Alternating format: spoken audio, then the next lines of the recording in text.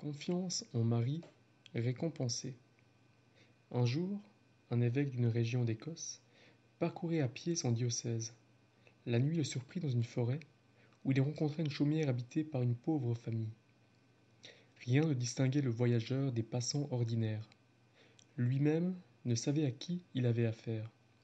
Dans cette humble maison, ses habitants étaient-ils catholiques? Étaient-ils protestants? Aucun indice ne vint l'éclairer sur ce point.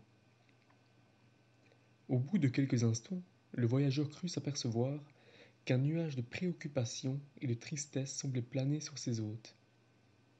S'enhardissant donc, il leur dit: Vous êtes bien bons pour moi, mais vous me paraissez bien triste. Hélas, oui, répondit aussitôt la mère, qui paraissait attendre cette question pour décharger son chagrin. C'est que dans la chambre voisine, notre vieux père va mourir.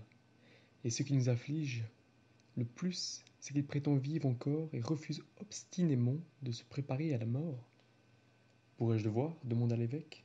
Volontiers, répondit la femme, et immédiatement elle l'introduisit auprès du moribond. À le voir, il était aisé de constater qu'il approchait de la fin. La mort était imminente. L'évêque dit quelques mots pour faire comprendre au malade la gravité de son état. Mais le vieillard répondit aussitôt avec fermeté: Non, je ne mourrai pas encore. Et à toutes les instances qui lui étaient faites, il ne répondait toujours que par cette étonnante certitude. Mais enfin, lui dit l'évêque, qu'est-ce donc qui vous donne cette assurance? À cette question, le mourant répondit avec émotion. Monsieur, vous êtes catholique? Oui, je le suis, répondit l'évêque. En ce cas, je vous dirai pourquoi je ne mourrai pas encore. Je suis catholique aussi, monsieur.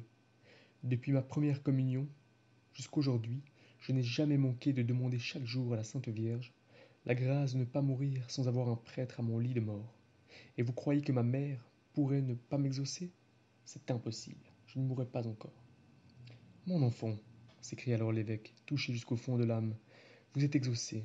Celui qui vous parle est plus qu'un prêtre, c'est votre évêque. La Sainte Vierge elle-même l'a amené à travers vos forêts pour recueillir votre dernier soupir.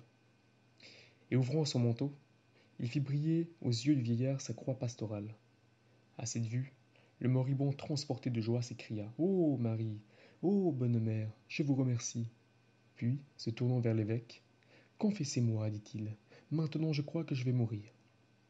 Peu après, en effet, purifié une dernière fois par la sainte absolution, il rendait son âme à Dieu dans la joie et la confiance.